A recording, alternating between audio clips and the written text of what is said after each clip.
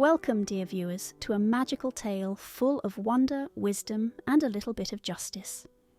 Today we bring you a heartwarming story from the Brothers Grimm about three brothers, some enchanted gifts, and a few clever twists.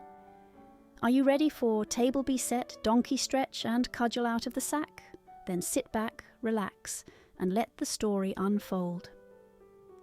Once upon a time there lived an old carpenter with his three sons. Times were hard, and the table was rarely full. One day the old man said, "My sons, it's time you learn a trade and make your way in the world." The eldest son became a furniture maker's apprentice. He worked hard, and when it was time to leave, his master handed him a strange gift, a little wooden table. "Say, table, be set," said the master, "and it will serve you a feast fit for a king."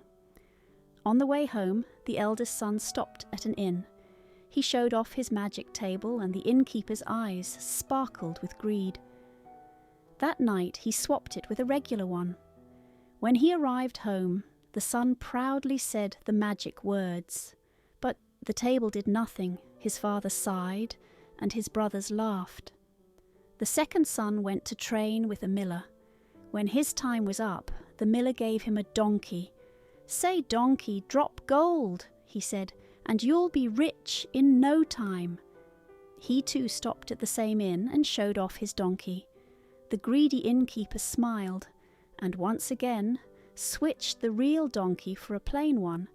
Back home, the second son said the magic words, but the donkey just stared at him, no gold, only laughter from his brothers. The youngest son travelled far and found a kind master who taught him well. When he left, he received only a sack with a wooden club. "If anyone wrongs you," said the master, "just say club, out of the sack, and justice will come." The youngest son stopped at the same inn. He pretended not to notice the stolen items until nightfall. He shouted club, out of the sack, and the club flew out, chasing the wicked innkeeper until he returned the table and donkey. With all the magical gifts back, the youngest son returned home. The table served a feast, the donkey dropped gold, and the club stood guard, just in case. The family shared their blessings with the whole village. They lived in peace, wealth, and laughter, and no one ever fooled them again. And that, dear friends, is the end of our tale.